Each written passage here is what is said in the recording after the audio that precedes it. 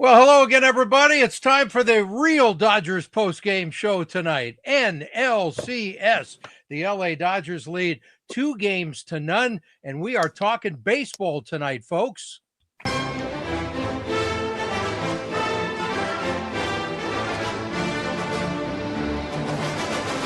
Hi, everybody. This is Vin Scully, and here's Ted Sobel. Hey, how do I not open with Vin Scully tonight, everybody?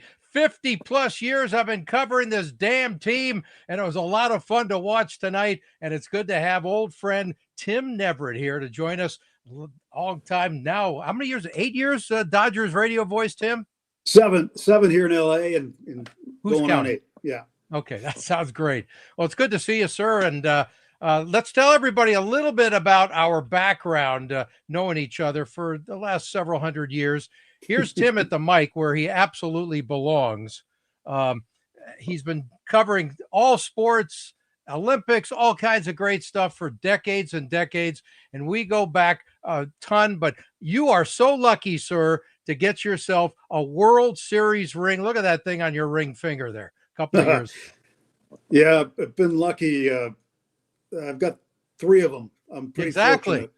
Exactly. And I think the Dodgers might have put a down payment maybe on a 4th perhaps tonight.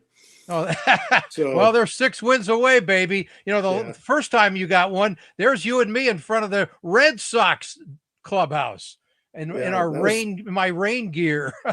Yeah, that was a mess that night. That was 2018 right there. Exactly. Yeah. That was a lot of fun, even though, it felt weird to be in the losing clubhouse on the home turf, but I was happy for you, obviously. And the Red Sox fans, we know how they are. They probably think they'll never get one for another 100 years, right? No, they actually expect them year after year now. Oh, yeah, right. Good luck with that. Yeah, they do. They expect them pretty often. I think they were pretty happy that the team got to the playoffs, but then when they lost, they were sour again. Right. But that's because they care, right? No, of Any course. fan base that bellyaches, they care about their team. So Yes, very passionate. yeah, the Dodgers fan base is no different. I mean, they lose a game in the regular season, the sky's falling, right? It's in April, we lose a 2-1 game to somebody or whatever. It's funny how the sky is falling, but it's a long season. And look where you are right now. We just saw Yoshinobu Yamamoto pitch a complete game. Yep. First time the Dodgers have had one of those in the postseason since Jose Lima did it in 2004. Yeah. Great guy, too. Did you ever meet Jose? I did not, no. What an absolutely fantastic guy. Yeah, and I understand. To lose him so young, it was just awful. A great character of the game. Yep. It's the first complete game for the Dodgers since, who pitched it? 1965? No, it seems like it. No, it was 2 seasons ago. Gavin Stone. Wow, I never would have remembered that. He's up and out this year due to Tommy John surgery. Right. Wow. But, he's the last Dodger to pitch a complete game in the regular season. Is there something about this, Tim, that gives everybody the confidence to say it's okay to go all the way? If you throw 11 pitches tonight, for Yamamoto, it's not a big difference from 99 or 100 if you still feel healthy and strong. But his strike percentage tonight was crazy good. 111 pitches, but 81 for strikes. Yeah, great stuff. The splitter was fabulous, and he'd drop in the curveball every now and then, and he kept the Brewers hitters guessing. And then when there was contact, it wasn't wasn't much. Right. After he got through, throwing the home run ball to Jackson Chourio, the first batter of the game for the Brewers, he settled in, and it was pretty awesome to watch. Now, considering he had 8 2/3 innings of a no-hitter this year, then to watch him pitch a complete game here in Game 2 of the NLCS, it's been outstanding to watch him continue to develop because he was an absolute superstar in Japan. Yeah. Well, we know the history with him with the Oryx Blue Wave. Yeah. By the way, I love this picture here because this gives the time in Japan and in Japanese what the start of tonight's game was. Yeah, it's a lot of people get up there to watch, that's for sure. Oh, no doubt. Absolutely. I don't think anybody showing up to the office on Wednesday morning at 9 o'clock was doing much work. No, I totally doubt it. Pitch. How about Peralta, though? He was 10-1 at home this season, including the postseason, and there was something about he just hung in there, and then it sort of fell apart. But that's the best they had tonight. He was really good in his 2 starts against the Dodgers this year. Remember, the Brewers went 6-0. They swept the season series. That's why they have home field, and that's why they ended up with the best record in baseball. One of the reasons. And it goes back to last year. They were actually they won the last 2, so it was 8 straight they had won against the Dodgers. Exactly. Going into last night's game. So now the Dodgers. That's a hell of a streak to end right now, isn't it? Yeah, good streak to end and the right time to do it. Exactly. But Peralta's been very good. His nickname in Milwaukee is called Fastball Freddy. Yes. But he knows how to locate the fastball. His off-speed stuff's very good. He's been excellent. He's been their ace. He's been almost unhittable at home during the course of this season. The Brewers have been very good at home this year, and largely when he's pitching, they don't lose. So, you look at it. I mean, he had a 17-win season. None of that matters when you game plan and you see a pitcher for a third time. Dave Roberts had said this afternoon that they were pretty confident that they were locked in and prepared for Peralta. They work on this stuff. They've got all kinds of, reams and reams of information on the opposing pitchers. And so they felt pretty confident about Peralta, and they ended up chasing him out of the game. Yeah. They used the long ball a little bit tonight with Max Muncy, but the doubles were there. Kike Hernandez continues to be Senior October, and it's been good. And Ohtani got an RBI, so he's starting to slowly get back into it. Yeah. And that's the thing, Ted, with Ohtani. We've seen him over the last 2 years. He goes into these slumps, and somebody's going to pay. Yeah, when he gets hot, look the hell out. Yeah, so I'm guessing during this next stretch of games at Dodger Stadium, somebody's going to pay for Ohtani being, one for his last 20-something. But at the same time, the Brewers have pitched him really well. Yes, they have. If you notice, they'll pitch him away. Yeah. They'll try to come in on the hands, and then they'll pitch him away. And they're moving it all over on him, and it looks like he's in that kind of a slump where you're guessing a lot. Yeah, the Phillies did the same thing. When they stacked the lefties against them, all they did was, they throw him up and in, and they'd spin it away. And he ended up having to expand his strike zone. So, he gets these swings and misses that look really off balance. Yeah. I actually saw him hit one of those out this year. Might have been his 55th. I'm not sure, but it was opposite recent. Field. Yeah. It was one-handed, off balance. Exactly. And you're like, how can somebody be that strong to do that? But he is. So, well, actually, if Dodger fans will remember Frank Howard, old Dodger fans from the 60s, I was at a Dodger game once when he hit a home run and he broke his bat with a almost a 3/4 swing, and it went right past the foul pole. So, there are a few strong guys that can do that, but not many. No, I saw a guy do that with Colorado when I first started in the big leagues a number of years ago. We were in Arizona, and Matt Holliday, who used a maple bat at the time, and he broke his bat and hit one out to left center. And wow, I mean, I'm like, man, how do you do that? That's I had warning track power my whole life, so I don't get it. I'm sorry. Yeah, I had pop up power too. Okay, I got to ask you about this picture I took here. This is tonight. This is the second batter of the game. It's Mookie Betts against Peralta. But what is the unusual thing? Look off to the side of Mookie behind him. Yeah, it's just one of many Ohtani ads. At Milwaukee, do you realize if this was in St. Louis and Bob Gibson was pitching, he would have thrown it behind Mookie and hit Ohtani in the ear, even in the picture? Well, this is something that it's crazy. This is something that it's all over the place in LA, obviously, as you know, but it's all over the place in Asia as well, especially Japan. Korea, I mean, the advertisements that he is involved in, the endorsements he's involved in are, it's incredible. That's why he's one of the world's most famous athletes. Right. But you watch anything. I mean, we've seen a number of other places. I think in Philadelphia, if you look to the left, there was an Ohtani ad too during the Phillies series. But was it there when he was up? Yeah. That's weird. Because I happened to watch this, it caught my eye. I went back and rewound. It wasn't up when Ohtani was at the plate, And then as soon as Mookie walked up, they put it up. So at least they did a little, but that's just so weird as a road thing. The Dodgers are the road team, and there's Ohtani saying, please buy these earbuds. Ted, this started last year in spring training. Oh, I didn't realize it. Okay. Oh, yeah. So we would go to on a road game, a quote unquote road game that you just have to drive 15, 20 minutes for.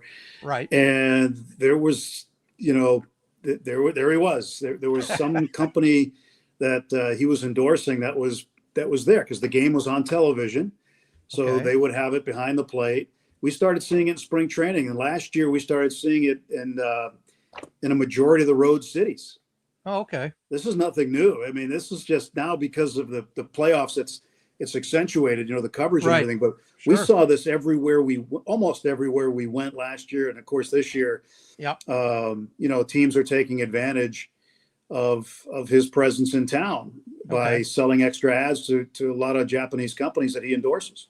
Whatever works, baby. But it just still seems weird to see it on the road. Well, because the games are on television. But they're also all on TV in Japan. That's true.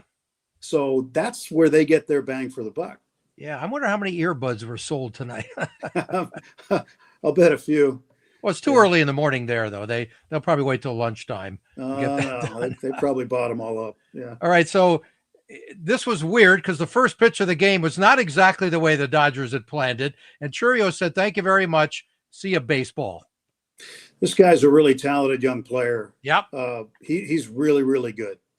And, Pat Murphy, the manager, tried to say he's trying to pull off this Lou Holtz act, like when Notre Dame would was battling for the national title and the #1 ranking, and they're playing William and Mary, and he's complaining about how William and Mary could come into the South Bend and beat them if they're not careful, right? So, Pat Murphy's trying the same thing. Of course, he did coach at Notre Dame, so he probably rubbed off on him a little bit. But, nobody's buying that. Churio's a really, really solid player. He's one of the better young players in baseball. They got a bunch of first-round draft choices on that team. They got really good pitching. Their bullpen is excellent. And they didn't get the best record in Major League Baseball by accident. Exactly. So, and by the way, I think their team speed, too, is a huge part of it. I mean, they have great base running. They do a ton that people just don't look at every day anymore. Yeah, and they developed a lot of players, too. Sal Frelick was in center field. Most of the time he's in right field. But he's a college player out of Boston College, and they've developed him. And he's become a really good player. Both defensively and offensively, and he can really run. He's another one of those guys that can really run. Yep. So they've done a great job in their organization of player development, and that's been, important for the market size of Milwaukee, whose payroll is about a third of the Dodgers. Yep. But they do a lot of things very, very well within the organization. That's why they are where they are, and that's why, regardless of what happens this year, whether they come back and beat the Dodgers or they lose in the NLCS. Next year, they're going to be favored to win the National League Central, I would think. I mean, why not? They got a great group of players. They still have a lot of great pitching, and they can go out and try to improve their team in the free agent market. But I really believe that, they're a very, very good organization. They've done a lot of good things, especially in the pitching front and identifying certain pitchers that fit into their system out of the bullpen. Well, we're going to talk about Frelick in a little bit because when we're done talking about this game, I've got some video to look at from yesterday's crazy play that we have got to go over for sure. But, a blink of an eye, boom, it's 1-0 Milwaukee, but then Teo took care of biz. And this was a weird one because he sort of golfed it, put it high in the air, and it was high enough to go out of any ballpark. And even probably at Fenway, it might have gone into the parking lot.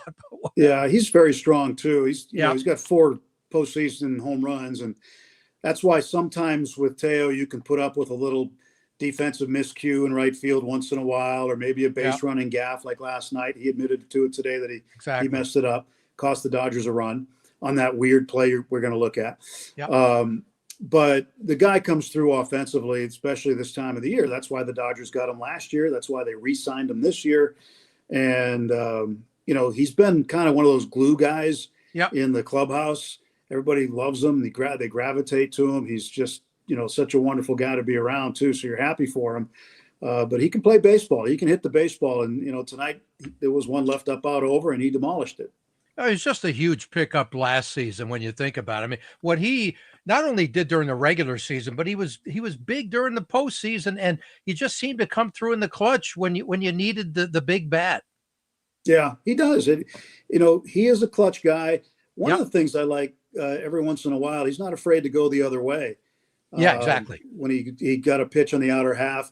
One of the things that he does do, though, excuse me, the right-handed pitching is he will chase that spin outside. He'll chase the sweeper. Yeah. He'll chase the slider.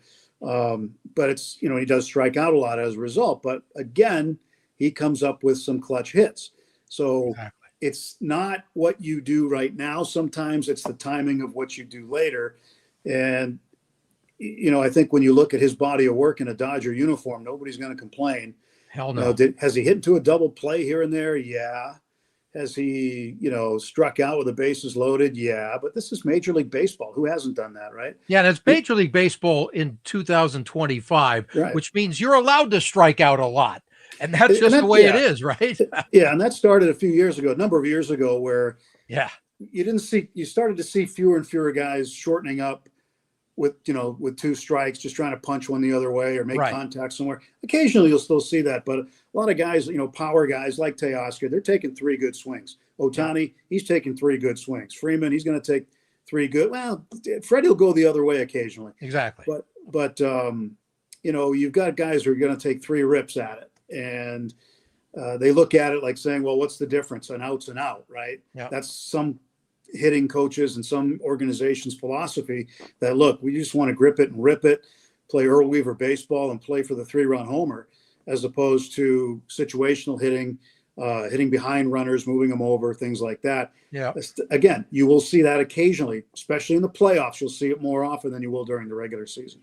Yeah, and Muncie's home run tonight was not as big on the scoreboard as it was maybe in the dugout. It was the kind of thing like, thank you very much. We could take a little bit more of a deep breath here and enjoy whatever the hell is.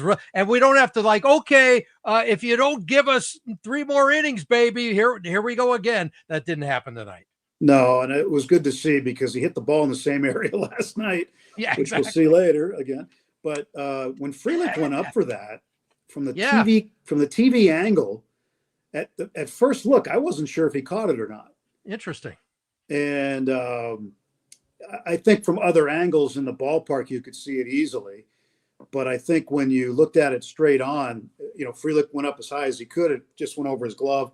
And in Milwaukee, it's a little tricky because, you see where the yellow line is. Yeah. And there's a couple of areas in the ballpark where there's a distance of this much. Exactly. You can see that, this much, a little more, behind the wall with the yellow line, the game wall, and then the back wall. And in center field, it's the batter's eye.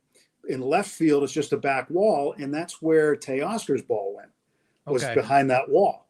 Oh, so when you're in the booth in Milwaukee, you really, really have to be sure, because you can get caught by losing the baseball if a guy goes up for it and you don't know if he's caught it, because you don't see the ball bounce anywhere.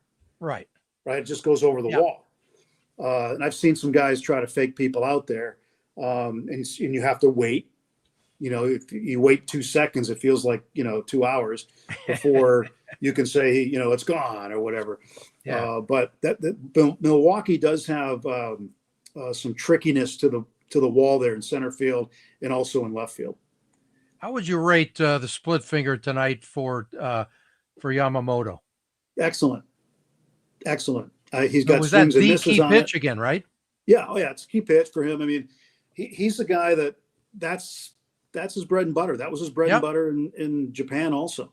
Yeah. But I thought that his split looked really good. He got a ton of swings and misses on it, and that's what you want. I think, last night we looked at Sasaki got a couple swings and misses in the brief time he was in the game, but prior to that, against the Phillies, when he went 3 innings and retired 9 guys, his split was really good. It was awesome. Yeah. But that's the thing, and you have a split second as a hitter. I mean, literally, it's fractions of a second to determine if you're going to swing, one, and where you're going to swing. Where you want that bat path to go, right? Right. So sometimes a pitcher, it might register when you see the fingers this way. Okay, split is coming, or in Japan, as they call it, a splitto. right? Oh, okay. So you might see the split toe, right? Right. And so that's why sometimes the two-seamer and the four-seamer are hard to determine right away, because it's coming out of the hand the same way. The splitter, Okay. the fingers are wide. The two-seamer, four-seamer, the two-seamer is also known as the sinker, Yeah. which from a right-hander is going to kind of go down and into a right-handed hitter, away from a lefty. Four-seamer is going to be located, and if you have a really good one, sometimes it has a rising effect. It looks like it's coming up a little bit, even though,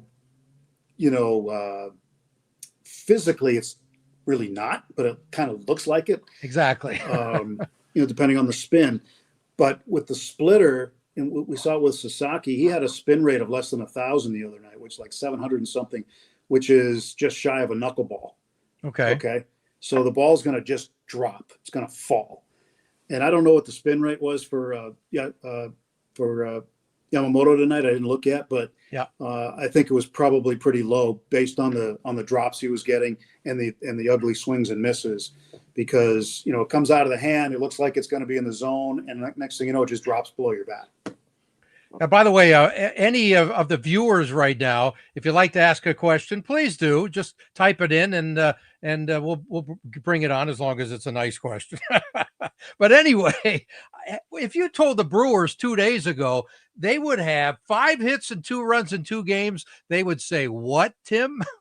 They would say no chance of that happening. Exactly. Plus with their home record, plus with the way the Unbelievable. crowd has gone bananas there up until the end of this last game. Yeah, they shut them up in a hurry today. Yeah, it was though. like a public library in there, and it usually isn't. It's usually a pretty lively place, Right. especially during the playoffs. It's been crazy in Milwaukee. They have done a great job, fan wise. Yep. They're supporting that team. And I think a lot of fans are leaving there tonight wondering if they'll see the Brewers play again at home this year, because the true. Dodgers have a chance to wrap it up at Dodger Stadium. They got 3 to make 2 now, right? Yeah. So They're in a they great actually have spot. They 5 got games. Glasnow and Ohtani Totally. next, right? Yeah, Glasnow's going to pitch in Game 3. Dave announced that before the game today, and then Ohtani will pitch in Game 4. And even though Dave said yesterday that it doesn't matter, for the day off after whatever, Right. pitching him in Game 4 proves that they're not concerned about having a day off before or after for him. Right. But they're going to keep his bat in the lineup no matter what. But this gives him extra rest. Sure. It also gives the Dodgers a chance to have everybody ready to come in after him to close this thing down. If they win Game 3 and it goes to Game 4 and Ohtani gets to start the clincher, the restrictions are off of him now, so they're going to let him go as long as he's effective. Yeah, and you don't need to have him go too long if you're up 3-0 too. You could make it a half a bullpen game, and you got a lot of room for error there. Yeah, but I think you also want to just No, finish. I know you want to stick it to him. Yeah, you want to finish, and I was really glad to see Dave let Yamamoto go out there tonight in the 9th. Absolutely. That was awesome. I was hoping he would do that with Snell last night. I thought Snell could have done that, but at the same time, they figured the plan was get Roki in there and let him finish it up. It didn't quite work out the way they wanted to. I think Roki looked a little nervous to me and a little out of sync. A little bit out of sync. I mean, yeah. He still got 2 outs, right? Yeah, of course. But he gave up a run. The bases ended up being loaded after, Trinan got really lucky. I thought he was going to hit Bryce Terang, and Terang got out of the way. I'm like, totally. Thank God he got out of the way. Yeah, and then the strike 3 was like about a foot high. Right. But we'll see that in a minute. By the way, we're gonna show that in a second. Let's go to game number 1, where the Dodgers got a nice 2-1 win, and there's Freddie doing his postseason stuff too, though, right? Yeah, home run. And the funny thing about that home run, I thought was interesting. Usually he creates enough backspin and the ball carries, but that was a top spin home run. Yeah. And if you don't understand the spin, when it's spinning top spin, it's going to go like this, like a rainbow out there, right? Right. But if it's backspin, it's going to go like this and carry. Yeah. Because the ball's spinning back and it just keeps on going. And he usually generates a lot of backspin, but that particular one last night, that's why it just barely cleared the wall and went on that little roof out there in right field.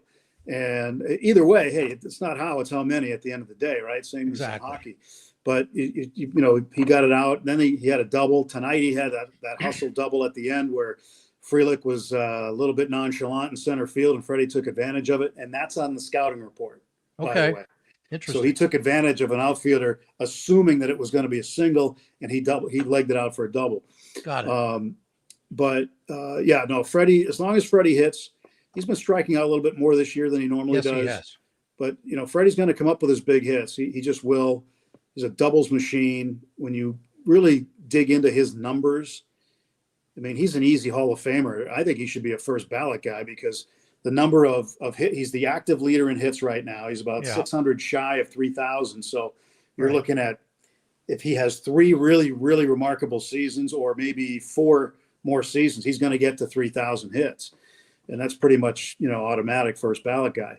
The home runs are climbing up there, but the doubles, I mean, he passed Manny Ramirez. He's up in Alex Rodriguez, Derek Jeter territory. He's passed this past summer. He passed Willie Mays. He passed Ted Williams. He's passed, some of the all-time great names in baseball in terms of doubles. Yeah. Exactly. But let's face it, it was all about Blake Snell. And there he was arriving at the ballpark yesterday. I'm sure I'm looking for that card that he reads. I didn't even notice Blake Snell in the picture. I was looking at my partner. At Mo. Where's Mo? I had to. That was for you. That's why I posted this. He's got his 1981 championship ring on. That's, exactly.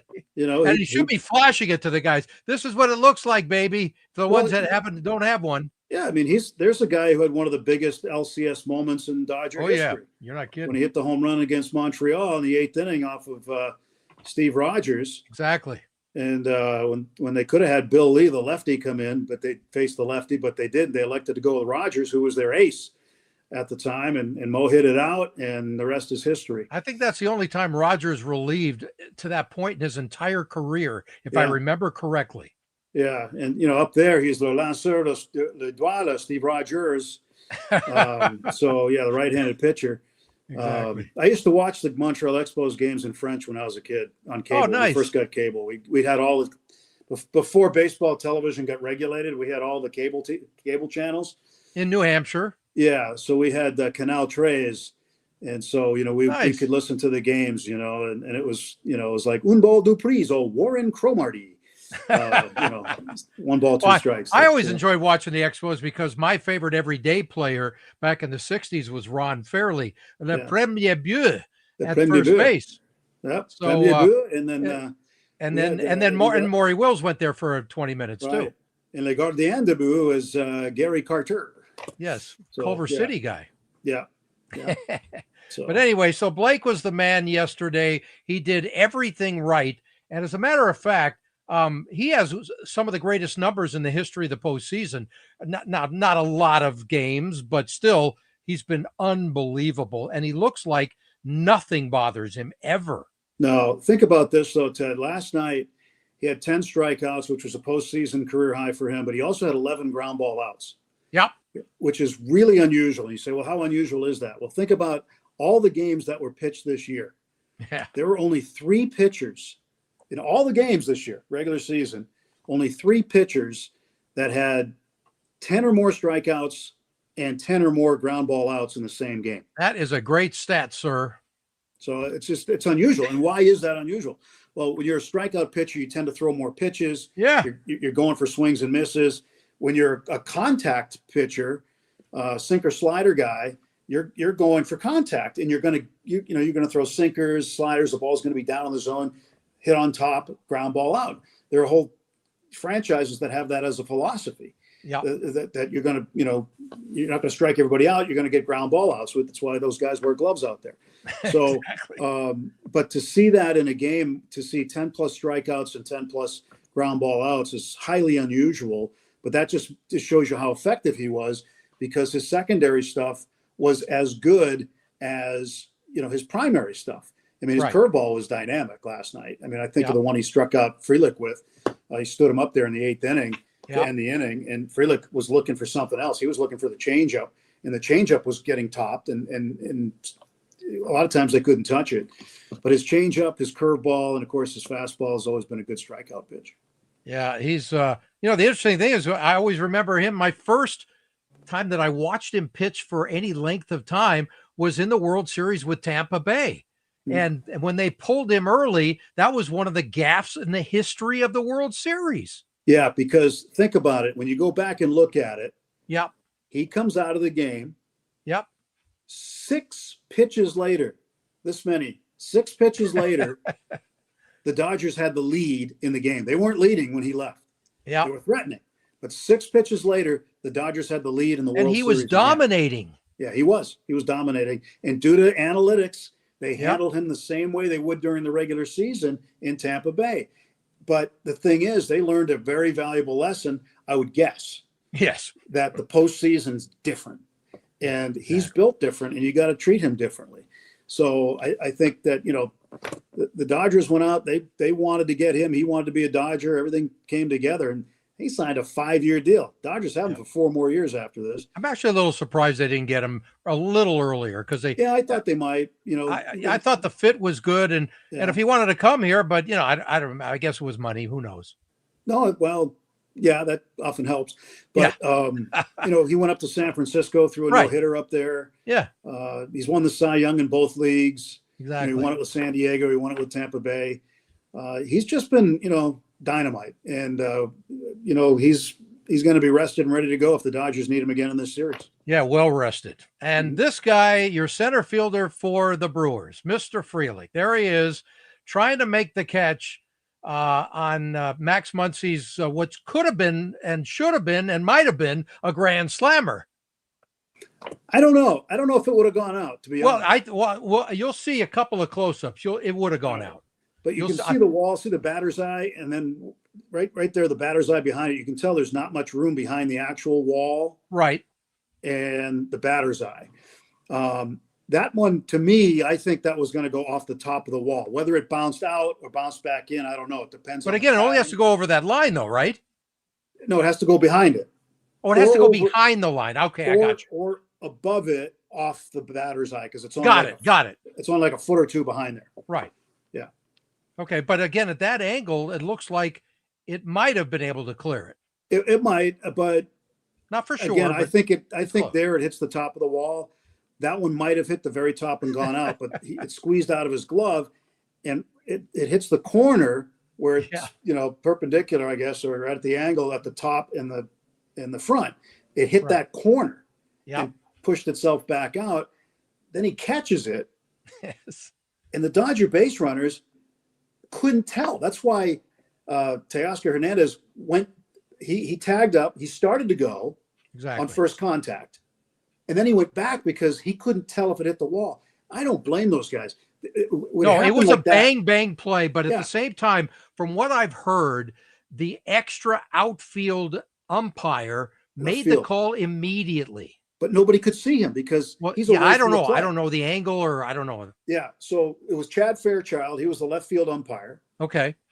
He makes the call, which is this, both arms out, meaning the ball's in play. Yeah. Nobody else did it, but the guy who's supposed to do it is the second base umpire. He's supposed to go out, and he's the closest umpire to it in center field. He didn't see it. He couldn't tell. Got it. Okay.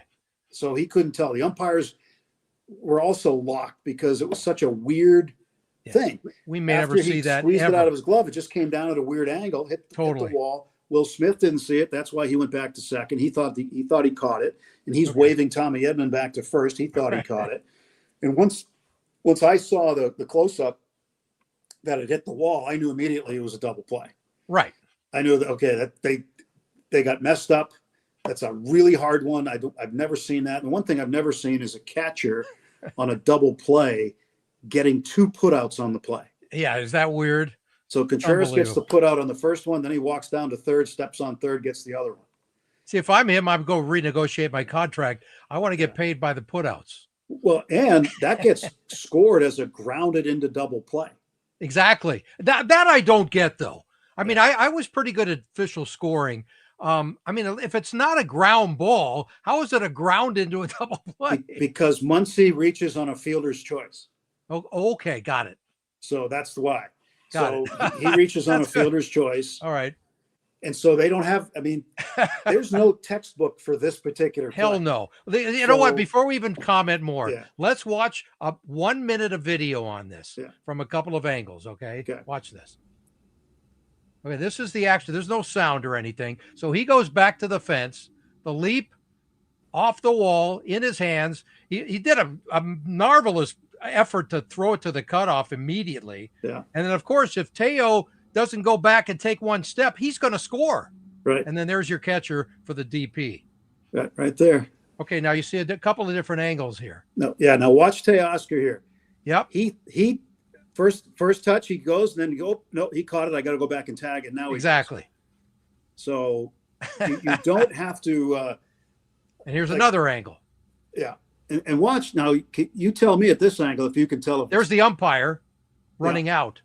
Right. Left. And see where the second base umpire is? Yep. Because and he should have been out in center field, you're saying? Because the bases were loaded, he was between the mound and second base. See him? Yep. But you're saying he should have been like playing short center field, the ump? Yeah. Normally. But because the bases were loaded, he's positioned inside. Ah, okay. Interesting. So if let's say it was man on first or something, he's going to be out behind the base. Right. So in this case, with the bases loaded, he's inside. So there's no other umpire who can tell. The right field umpire never signaled. The left field umpire did. But the ball's out in left center. Nobody's looking at the left field umpire. Right. Nobody's looking. Okay. They're looking to see if there is a center field umpire, but if the base is loaded, there's not going to be. Exactly. And they're looking around for help. And look at Tommy Edman. Like, look at him there at second base. His hands are up. He's like, what just happened? Okay, well, that's another. We'll get to that in a second. I love this reaction. Somebody else said that too. Here's a shorter version of this. Okay. And again, I keep looking at the third base ump. To me, I mean, he looks like he had his hands up in the air. It's like, I'd almost like, what am I doing? Here's the outfield angle. Yeah. This was an interesting angle here. Yeah. Once Will realized, I got to go, he's like, nothing he could do at that point. He was hung out to dry. Yeah. And again, the umpires, there's 5 of the 6 didn't see it. Okay. Here's the greatest reaction I've ever seen in my 1,000 years of watching baseball. Frelick's there. I couldn't find the video, but if you read his lips, he said, "What the F just happened?" Yeah. That's exactly what he said without the F. And I've never seen a guy do that before. Like, I was involved in the play and I don't know what happened. Yeah. I mean, he gets an assist. He gets an outfield assist on the play. And he has no idea what happened because what Isn't he's that doing, wild, though? What he's doing though, is he's throwing to the cutoff man. Of course. And he's probably figuring at that point, they're going to get, because he knows it came off the wall. Right. So he's figuring they're going to get the out at second base, which typically in an outfield situation where a ball drops in and the base runner misreads it and he's thrown out at second base, usually, sometimes third. Yeah. Never at the plate, not from the center field wall. When have you seen a forced play at the center field wall? I mean, a forced play at home on a ball thrown from the warning track in center field. I can't remember a time I've seen that. Yeah. It's just crazy, the whole thing, the whole scenario. But the umpires ultimately got it right based on the situation. Absolutely.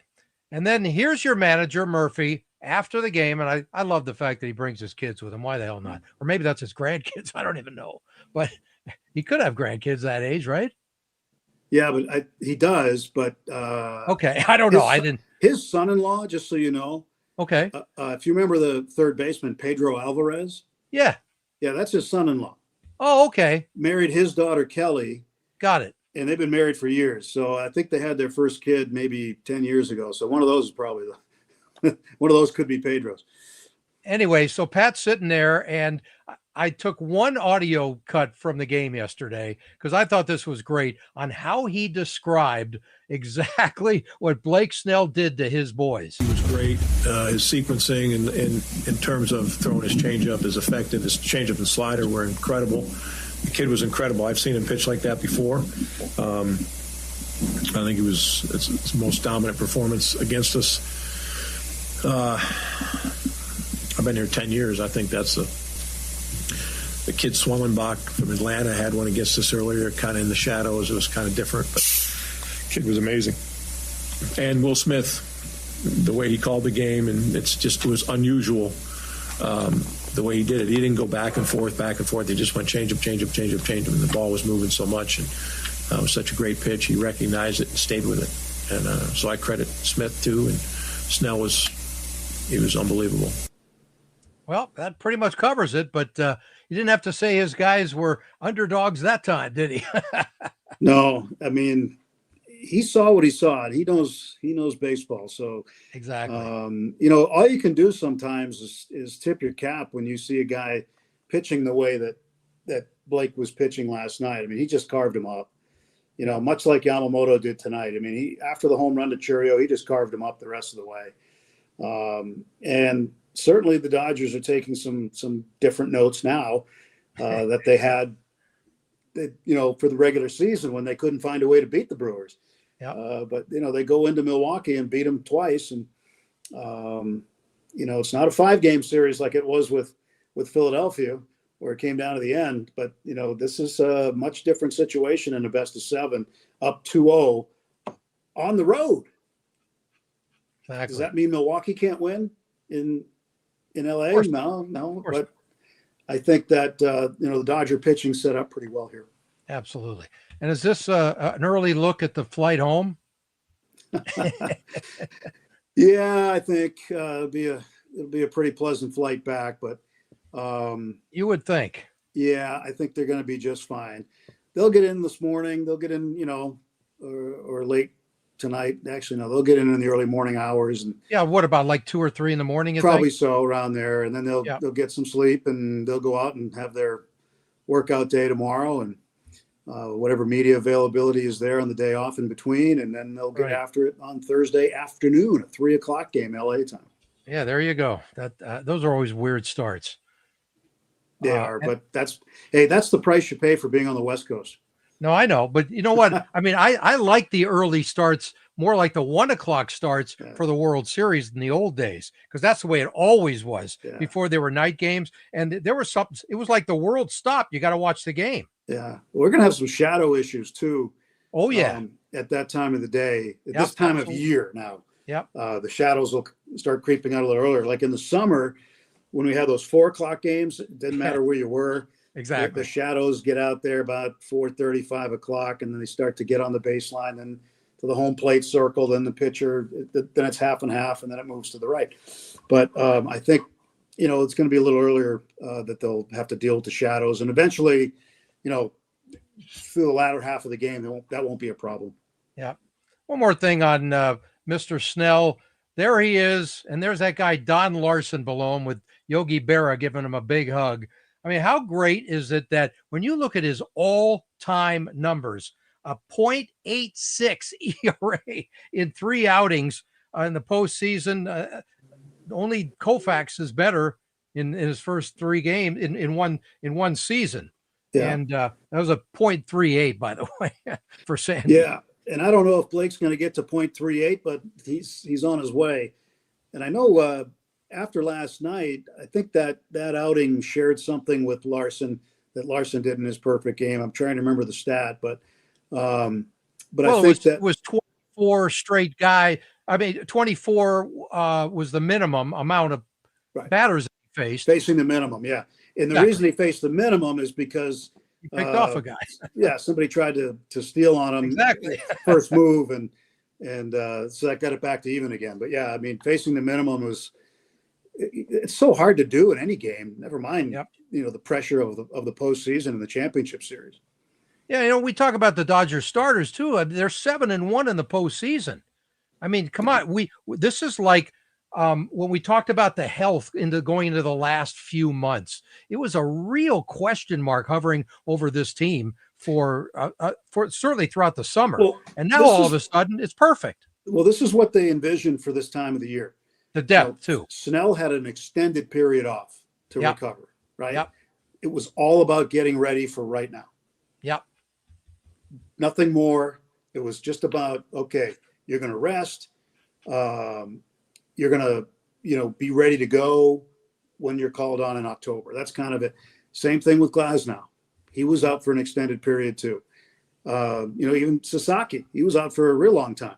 Yep. And he's going to help them out of the bullpen. But that was the big reason, I think, that they took their time and didn't want to push. It was the reason that they slow played Ohtani so much.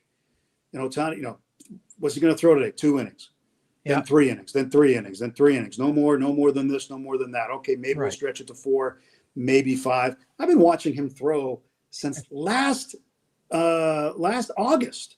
Yep. 2 seasons ago, I was watching him throw early in the afternoons. He'd come out and throw. And I'm like, okay, when? And I was sort of half expecting him to come out and close out the World Series last year, but look at the arms available here for the rest of this fall.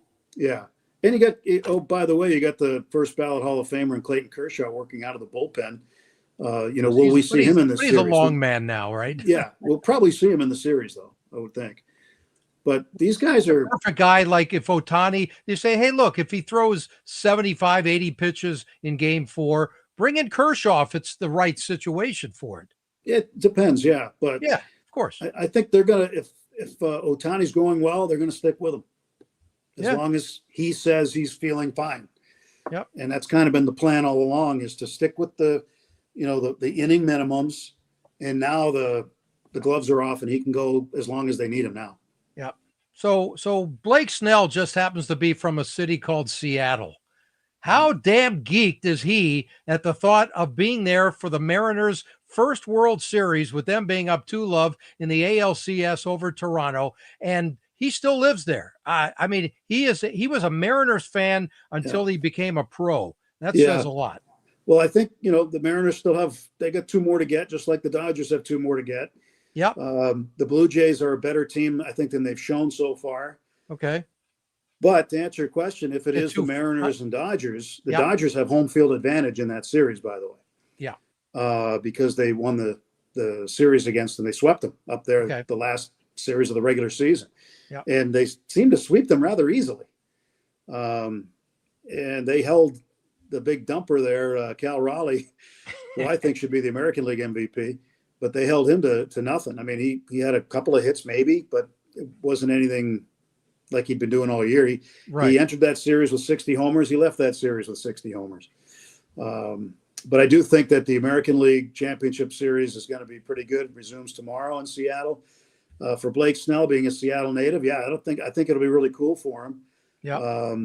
If that happens. But he's going to pitch, depending on how this series ends and how many games that it takes to finish off the Brewers. Might see him in game 1 again. Who knows? Tell us a little more about what you've seen from Cal Raleigh, whether in person or just watching games, because I haven't seen him in person yet. Mm-hmm. And I mean, the guy's unbelievable. It's like, where did this guy come from? Well, first of all, no disrespect to Aaron Judge. Okay. Aaron Judge is a great player. Of course. But this is the year of Cal Raleigh. And if he doesn't get it, he doesn't get the MVP award, then the East Coast bias. The fix is in. Another example of how real it is, not being in New York. This guy is a switch hitting catcher. Yeah. Okay, so he now holds the record for the most number of home runs in a single season, passing Ken Griffey Jr. Yeah. For the Mariners.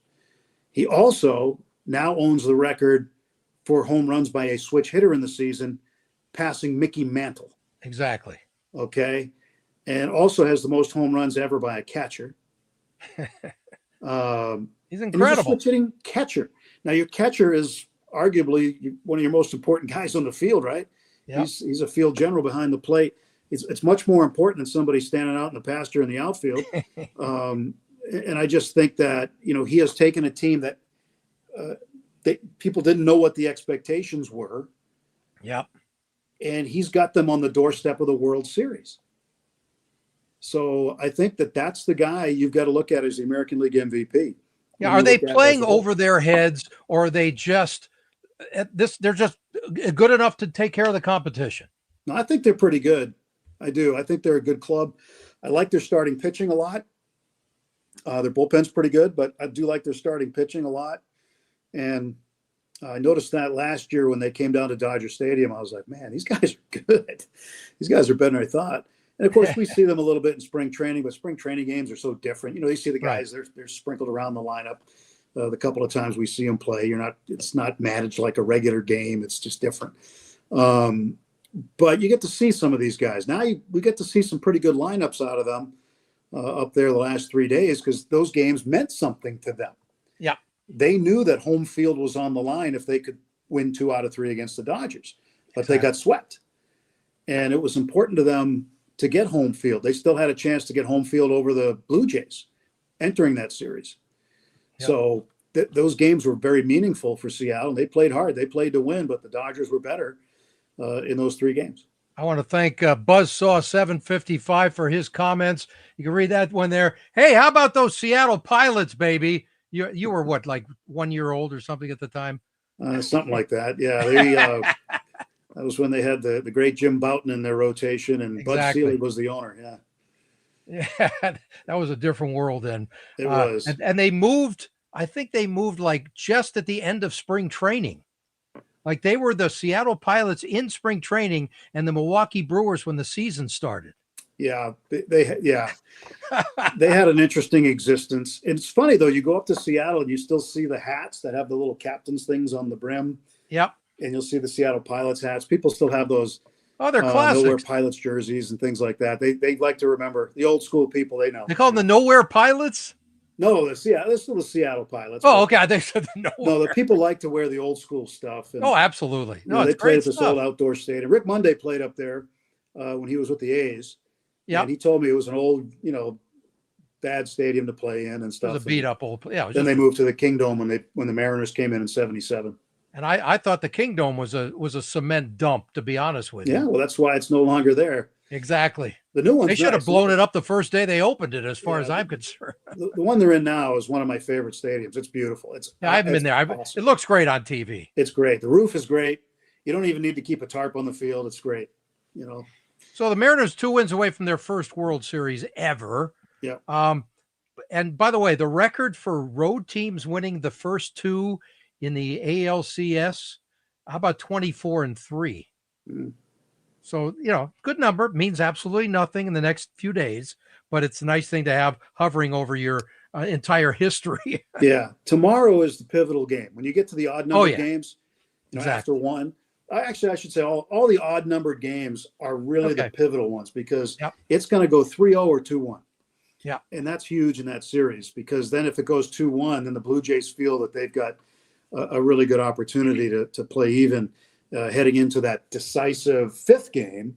Yeah. If they can win 2, now you go to game 5. If the Blue Jays win 2, then they gain home field back because now there's only 1 left in Seattle. Then there's two possible games back in Toronto. All right. Now, would you tell everybody why the Dodgers are leaving tonight, which really has absolutely nothing to do with the series because they don't want to stay in a haunted hotel? Oh, gosh. Well, first of all, you're going to leave after the game anyway. So that was a joke. Go ahead. There's this thing about the hotel in Milwaukee that it's haunted or whatever, and there's all kinds of stories. Mookie Betts refuses to stay there. He stays at an Airbnb, and he stays separate from the team. And there was a story today about Teoscar Hernandez's wife who's on the trip with him, and she's scared of ghosts. So she made him leave and go to another hotel with her. Now it's an old hotel. It's a great hotel. I have stayed there 1,000,000 times. Is it like a boutique kind of a hotel? Yeah, it's really old fashioned. It's like out of a movie. Those are so great cool. Though, usually. Yeah. And there's an old part. When I was with the Pittsburgh Pirates, we always stayed in the old part.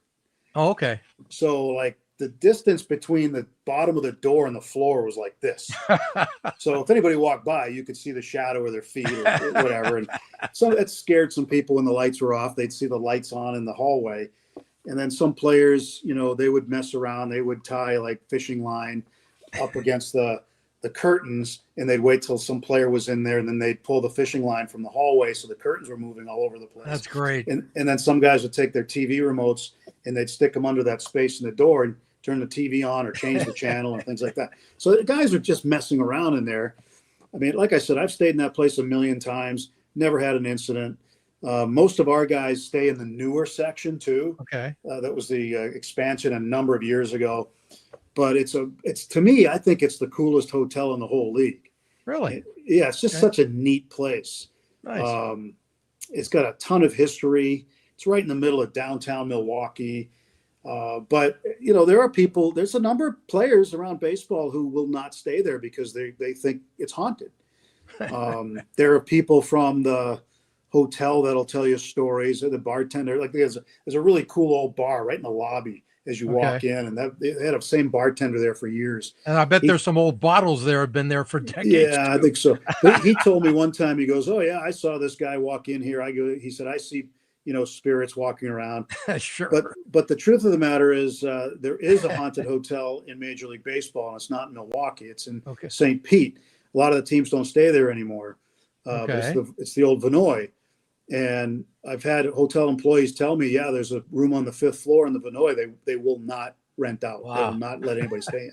Is there a picture of Freddy Krueger in the hallway there or something? Yeah. So, and I've stayed at the Vinoy a lot too in the past, and I love it. It was a great old hotel, but now everybody stays in Tampa proper. But these old cool hotels are funny. It makes for funny stories, But I guess it's too spooky for Mookie, so he won't stay there. That's great. And now Teoscar is the same way. Teoscar says he's not afraid of ghosts, but his wife is, so they're moving out. They've moved out already. Okay, well, whatever. It didn't matter because now they're on an airplane back to LA. Yes, and if they take care of business, they don't have to worry about that till next season anyway, right. So it doesn't matter. Right. Yeah. That's great. So thoughts coming home?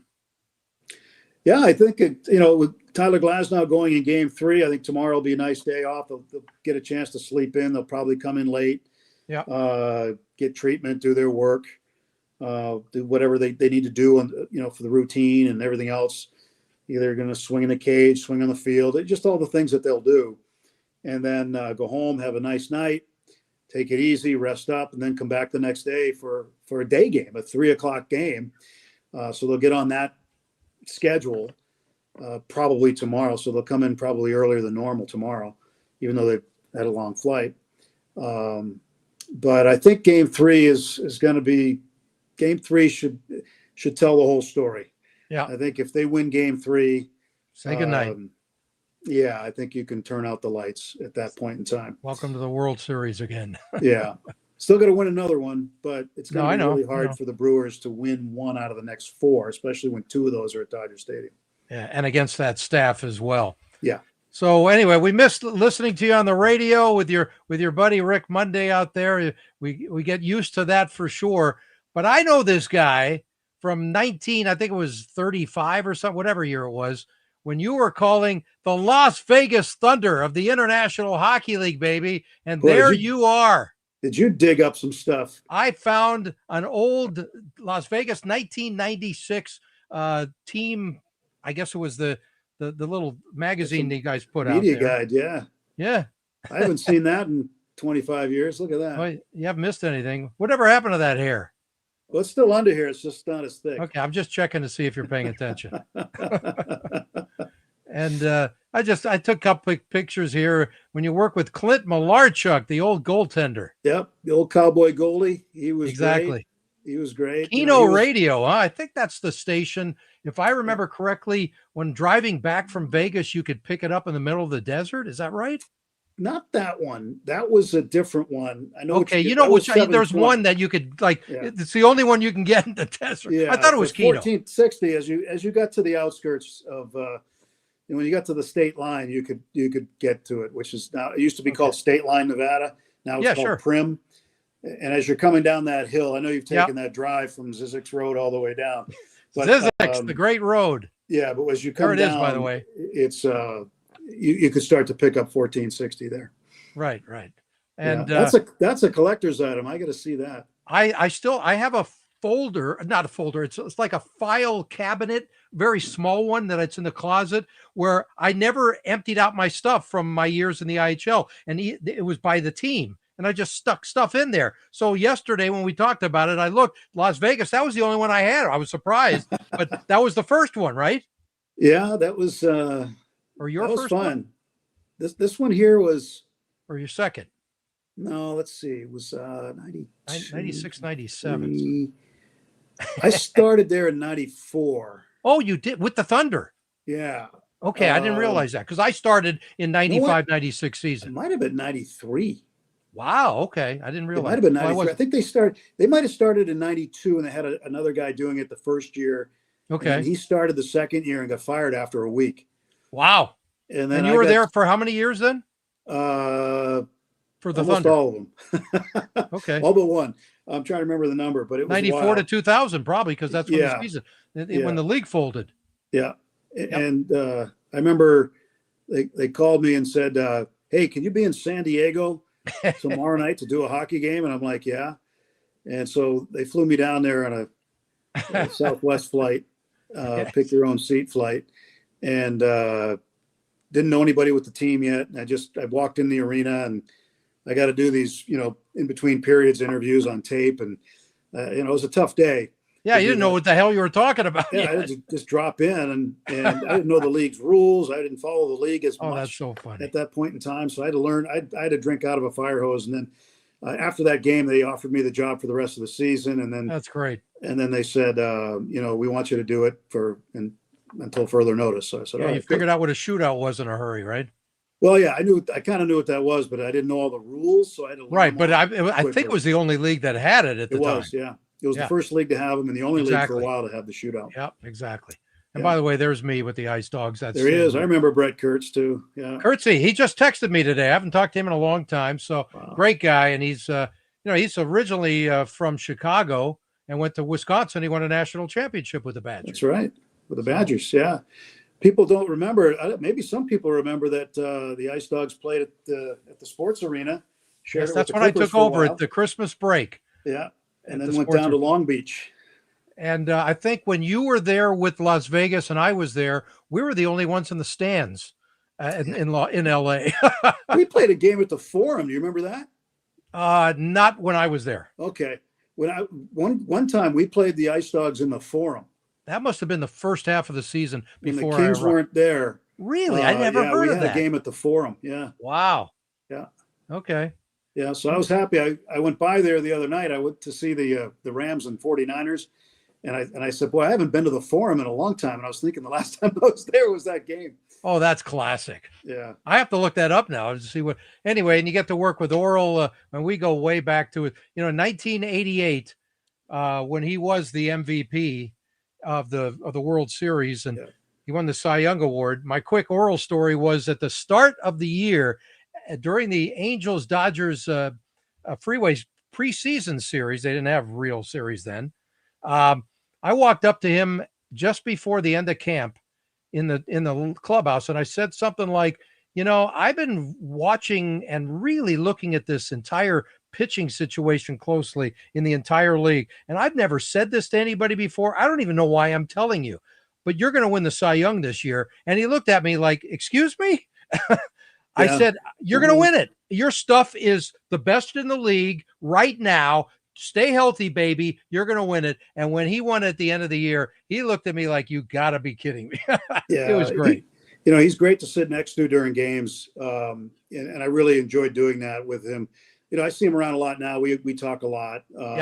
We talk a lot of baseball, talk a lot of other stuff, but he's a great guy. And I miss working with him on the television side. I did TV for my first several years in LA, but now it's just radio, except for spring training. Rick and I do all the spring training TV. Exactly. And I want to show this picture because how great is this? Tell everybody the Neveretts are taking over the broadcasting world.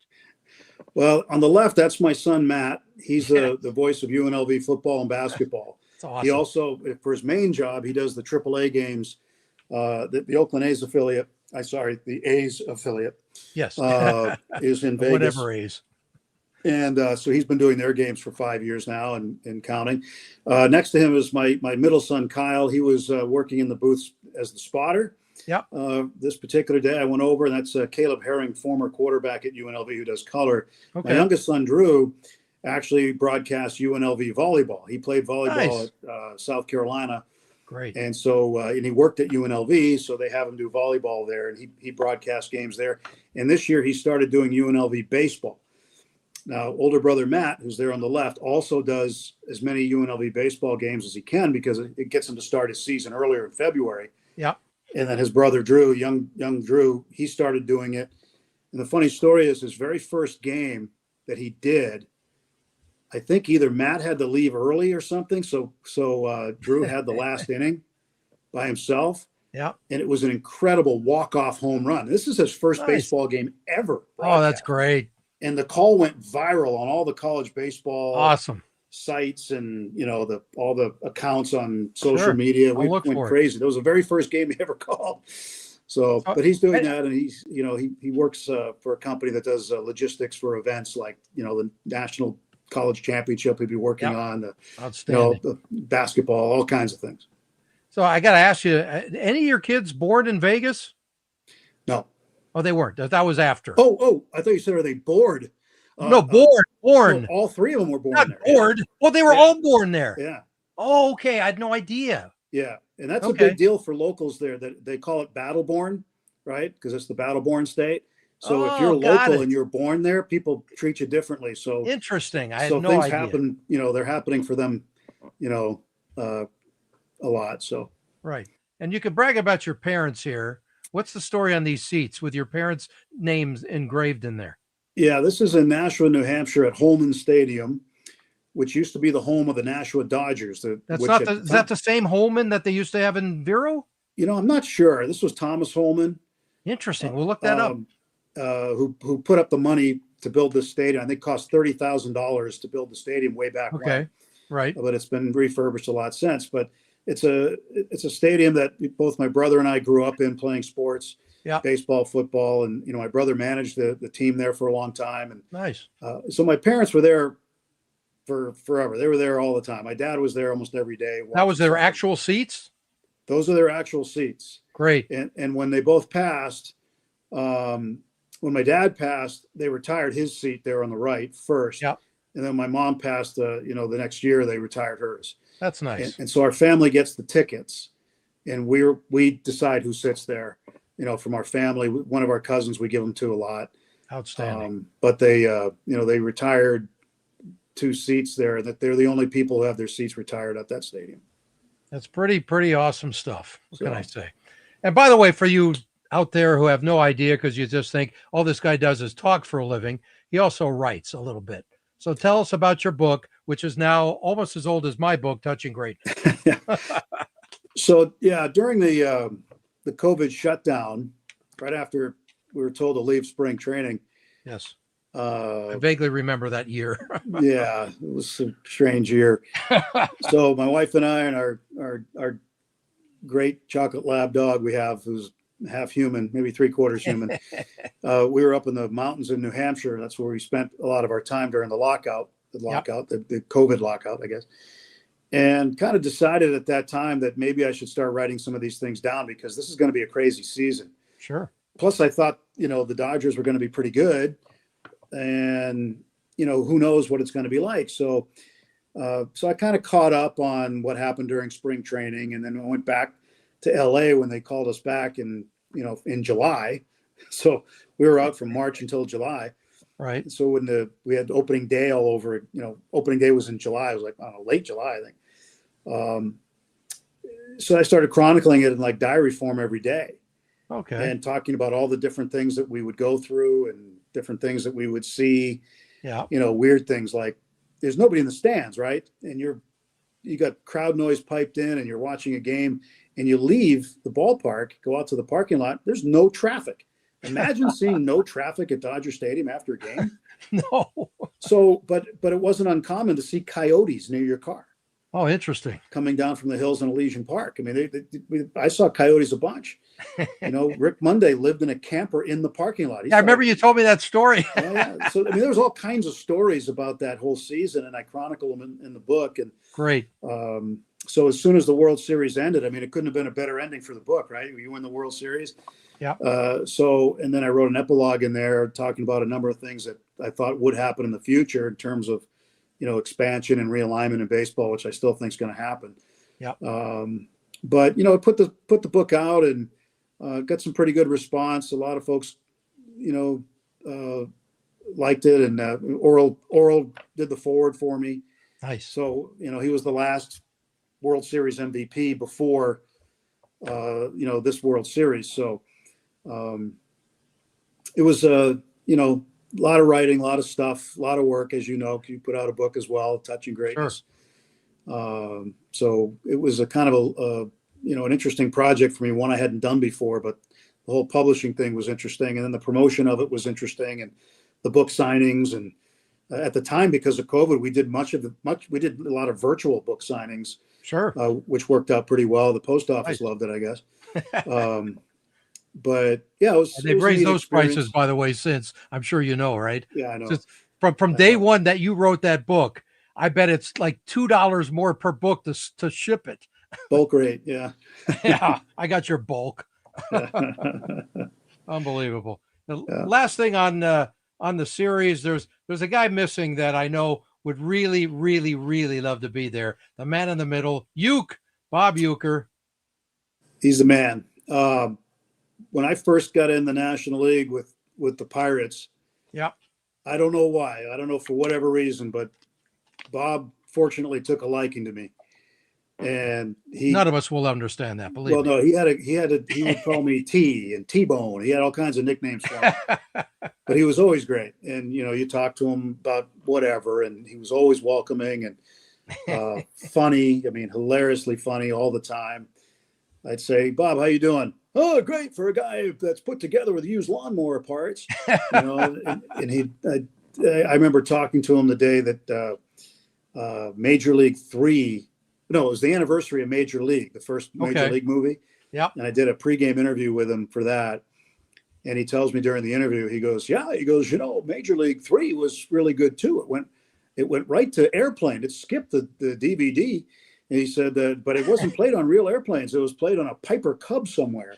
But these things would just come off the top of his head. Yeah, he was amazing. Yeah. Remember, he had, I'm almost sure of this, more appearances on the old Johnny Carson Tonight Show than anybody, if that's correct, right? That's absolutely correct. Okay. And one thing that Rick and I do a lot, because a couple of years ago, we had a conversation with Bob in the booth. Right. And we said, Bob, Mario Mendoza, he hates the Mendoza line, right?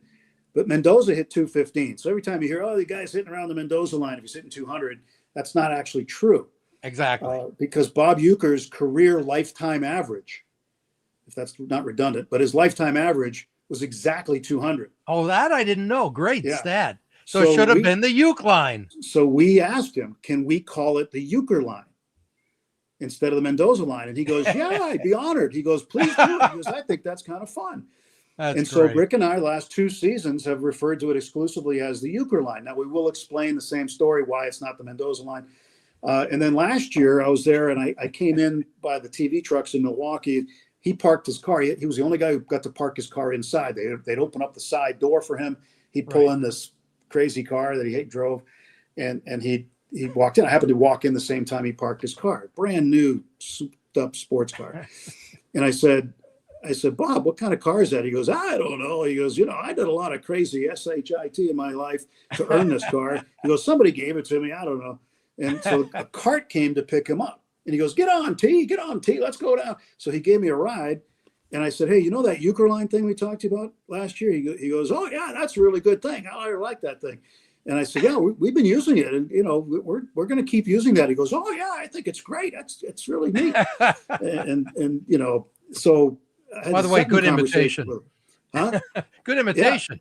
Yeah. Well, no, it's terrible imitation. No, it sounds a little like him. It's not bad at all. But he's just, he's wonderful. I could tell you a joke, but we're in mixed company right now. He has one of the greatest jokes of all time. But I'll tell you when I see you privately. But it was one thing after another, after another, after another, after another. And he was just so wonderful to us. And when I started working with the Dodgers, he'd come in the booth first day of every series. You'd hear him singing the mamas and papas down the hallway. Monday. Oh, that's great. And he'd walk in, can't touch that day. Yeah. And then, of course, Rick would have something wise to say back to him. And he'd come in and hold court with us for a while. And he'd bring us sandwiches. I wonder if those guys ever played golf together, Rick and Bob. I don't know. The one thing I always wanted to do. How fun would that have been? I always wanted to go fishing with him because he kept a boat there on the lake. Oh, okay. And he used to take players out fishing, and players would tell me what it was like. They said they didn't do a lot of fishing. They just laughed for like 4 hours. Of course. And they laughed and drank beer for 4 hours. And had a few Milwaukee brews, literally. Yeah, but he's one of my all-time favorite guys. Yeah. By the way, I found this. About I saw this posted on Twitter last night, and I had to use this. Look at this. Is Yeah. that great Yeah. for the series? Now, what I did was I added Vin and Euchre on there. It didn't say that. Yeah. But whoever made this on Twitter, thank you very much, because I stole it. And I just think it's great with their history in the middle of the microphone and how many years and stuff. Just fantastic stuff. Yeah. And they both were great in their own ways. We could talk about Vin forever. But, and we will talk about it. One of these days, we'll do another show on a lot of history and stuff. But hey, you had a nice little, just say an entrance to LA, thanks to Vinny as well, right? Yeah, Vin was great. I mean, I met him first when I was with the Pirates, and then I saw him again in 2016, his last year. I was actually with the Red Sox then, right? And we came out to LA to play, and he remembered, and we talked about a lot of stuff. And that was a year he was just super busy. I mean, every day somebody was coming in, 10, 15 people, 20 people at a time coming in to take photos with him, and he was gracious with everybody. But he left me one of the greatest voicemails. Yeah. I saved 3 voicemails, one from my mother, one from my father, and one from Vin. And that's it. Nice. And Vin said some extremely positive things to me about my work. And, I had sent him a book, and he thanked me for the book, thanked me for the nice inscription. I told him what an inspiration he was. And interesting story. Somebody found that book. Found the book that you sent to him, and sent me photos for verification that it was actually my signature and my message. Huh. Yeah, I think the family, when after his death, sure, were moving things around, and then they sent you a note. Yeah, nice. Yeah, very nice. But anyway, yeah, Vin's he's an all-timer, #1 in everybody's book. Yeah, if it's not for Vin, I don't even know where the hell I would be, to be honest. Growing up with it, I'm 3 years old, and I got the earplug stuck in my head listening to his games for as long.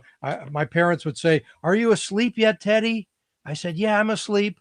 And I'm listening to Scully until that damn postgame show is over under my pillow.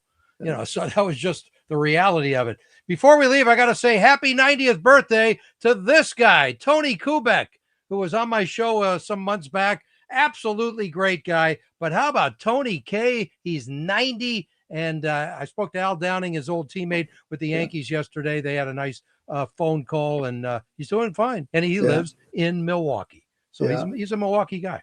So he's enjoying what he's seeing, I'm sure. No, he's at least all year with the Brewers anyway. Yeah, well, Brewers and Yankees. He's not in a very good mood right now as far as baseball is concerned. Yeah, but he's one of the all-time greats too.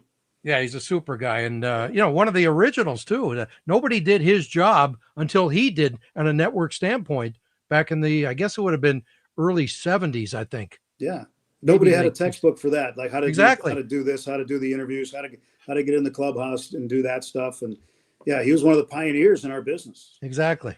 Anyway, I appreciate the time. We took a lot longer than I expected. Great show. We got to do this again before the end of the series or whatever. We'll figure it out. All right. We'll figure it out, Ted. No problem. I appreciate it. That's Tim Neverett, everybody. You'll hear him on the radio whenever you hear him on the radio. That's the best I could say about that. I know. What are you going to do? And you won't hear me on the radio either, so it's all good. We're even. Thanks for joining us, everybody. Enjoy the rest of the series. NLCS returns to LA in 2 days. Dodgers up 2-0 over the Milwaukee Brewers. Good night, everybody.